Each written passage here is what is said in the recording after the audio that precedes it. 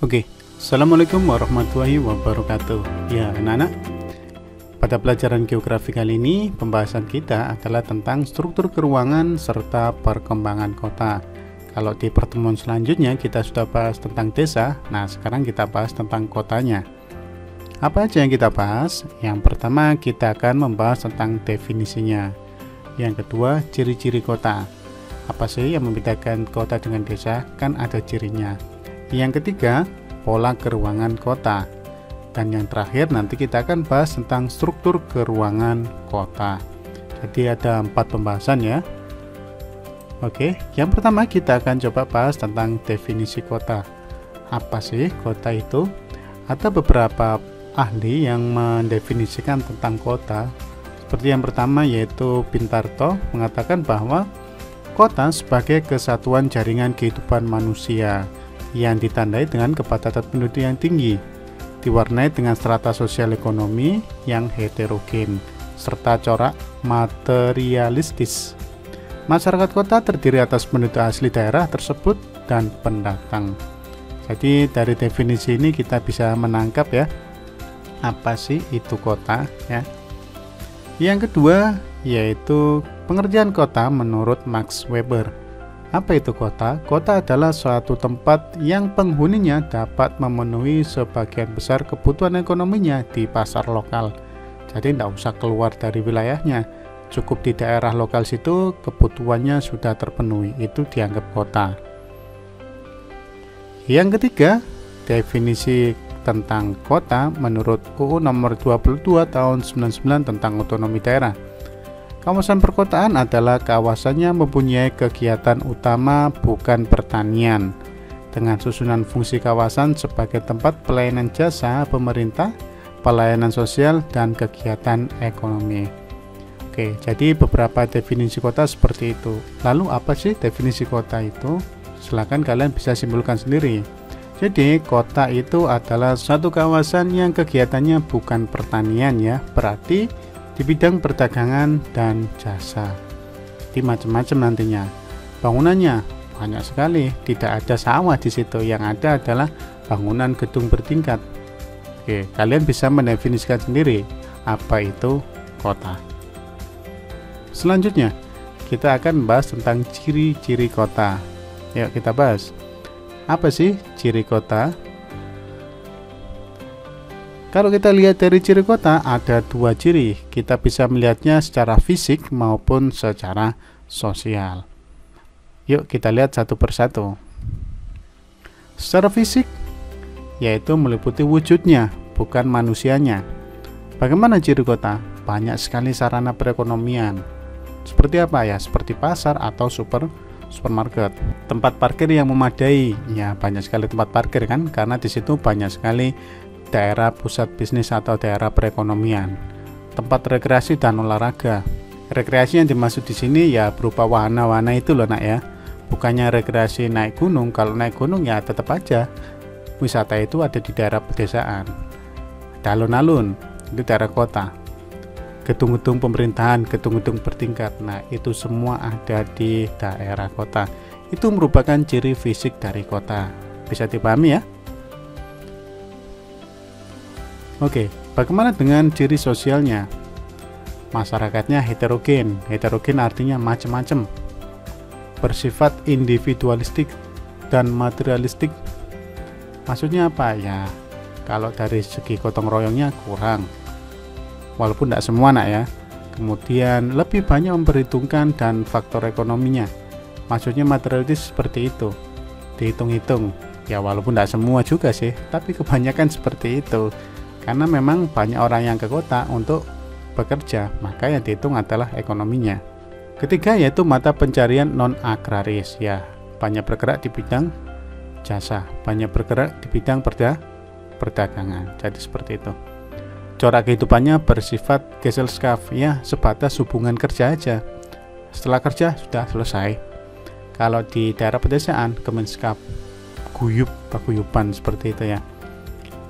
Kesenjangan sosial antara golongan masyarakat kaya dan masyarakat miskin. Ya, kebanyakan seperti itu. Makanya nanti akan ada pola keuangan, nanti kita lihat ya di pembahasan ini nanti.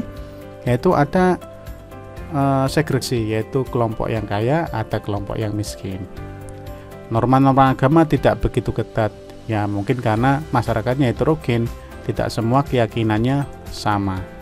Pandangan hidup lebih rasional, ya, menerapkan strategi keuangan, yaitu pemisahan kompleks atau kelompok sosial masyarakat secara tegas. Jadi jelas tuh ada batas-batasnya. Ini punyaku, ini punyamu, jelas. Oke, jadi itu ya ciri-cirinya baik secara fisik maupun secara sosial. Selanjutnya kita akan bahas tentang pola keruangan kota. Pola itu bentuknya nak ya, jadi bentuk keruangan kota. Seperti apa? Yuk kita bahas. Nah, pola keruangan kota. Ada 4 pola dalam keruangan kota itu. Yang pertama adalah pola sentralisasi, sentral, bisa kalian sedikit pahami ya dari kata ini. Yang kedua pola desentralisasi, jadi bukan memusatkan. Yang ketiga pola nukleasi, dan yang keempat adalah pola segresi. Ini yang saya bahas tadi, segresi ya. Oke, kita bahas satu persatu. Apa itu pola sentralisasi? Sentral berarti merupakan pola di mana pola persebaran kegiatan yang cenderung mengelompok pada satu wilayah. Jadi ada mengelompok di satu tempat. Itu kegiatannya di situ. Nah, itu yang disebut dengan pola sentralisasi. Pola di mana pola persebaran kegiatan yang cenderung mengelompok. Jadi kegiatannya di situ terus. Itu pola sentralisasi. Kekurangannya seperti itu nak ya. Yang kedua ada pola desentralisasi. Desentralisasi ini lawannya sentralisasi, yaitu merupakan pola persebaran yang cenderung menjauhi pusat atau inti kota. Selanjutnya yaitu pola nukleasi. Apa sih nukleasi ini? Merupakan pola persebaran kegiatan kota yang menyerupai pola sentralisasi. Jadi kayak memusat gitu, tetapi skala ukuran lebih kecil. Jadi nggak sebesar yang sentralisasi. Inti kegiatan perkotaan berada di daerah utama. Jadi kayak sentralisasi cuma skalanya lebih kecil. Berarti sentralisasi itu besar dong. Jelas besar karena memusat. Kota itu pusat kegiatannya memusat di satu tempat itu. Nah, kalau nukleisasi kayak gitu juga, cuman skalanya kecil. Terakhir ada pola segresi. Nah, ini yang segresi ini ya. Merupakan pola persebaran kota yang terpisah-pisah berdasarkan keadaan sosialnya, ekonominya, budaya, dan sebagainya. Maka tidak heran kalau kalian di perkotaan ada sebuah pemukiman atau ya semacam perumahan gitu ya, perumahan kelas elit gitu.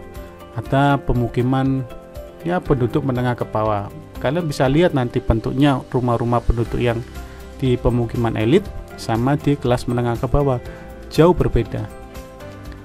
Jadi seperti itu nak ya, ada 4 pola tadi. Semoga kalian bisa memahami. Terakhir kita akan bahas struktur keruangan kota. Apa saja struktur keruangan kota itu? Struktur keruangan kota ada banyak nak ya, tapi di sini yang saya bahas yang paling banyak dibahas aja. Kalau saya bahas semua terlalu panjang videonya. Yang pertama yaitu teori konsentris miliknya Burgess. Jadi teori ini dikembangkan oleh Ernest W. Burgess yang menyatakan bahwa perkembangan suatu kota akan mengikuti pola lingkaran-lingkaran konsentrik. Pola lingkaran-lingkaran konsentrik. Masing-masing zona tumbuh sedikit demi sedikit ke arah luar pada semua bagian sehingga pada akhirnya akan terbentuk pola keruangan yang berlapis-lapis dengan daerah CBD Central Business District sebagai pusatnya. Oke, sekarang kita lihat gambar di sebelah kanan yang bawah ini. Atau nomor 1, 2, 3, 4, 5. Nomor 1 ini adalah pusat kegiatannya yang kita sebut dengan Central Business District. Kemudian di sini di daerah sekitar lapisan nomor 1 itu akan ada zona peralihan, mulai beralih.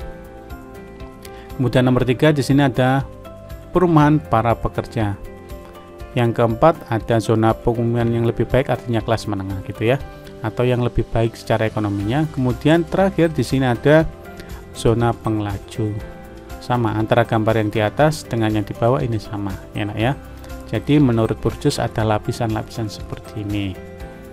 Oke, semoga kalian bisa pahami ya. Kalau ada gambar seperti ini berarti itu teorinya Burgess, teori konsentris. Ada teori sektoral, ada sektor-sektor. Siapa yang memperkenalkan ini? Yaitu oleh Homer Hoyt. Saya tidak tahu baca namanya yang jelas ini ya, tulisannya Homer Hoyt gitu ya. Ia menyatakan bahwa perkembangan unit kegiatan di daerah kota tidak mengikuti zona yang teratur secara konsentris. Jadi nggak kayak yang punyanya Burgess tadi, tetapi dengan membentuk sektor-sektor tertentu.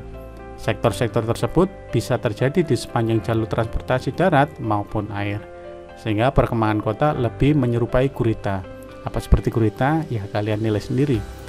Tapi yang penting kalian bisa pahami ketika melihat gambar ini. Jelas yang di tengah adalah CBD, Central Business District. Kemudian di sini ada jalur khusus yaitu High Class Resident, artinya pemukiman kelas atas, orang-orang perekonomiannya tinggi. Kemudian yang hijau ini adalah Medium Class Residence, artinya perumahan kelas menengah. Dan yang orange kecil ini adalah perumahan kelas bawah.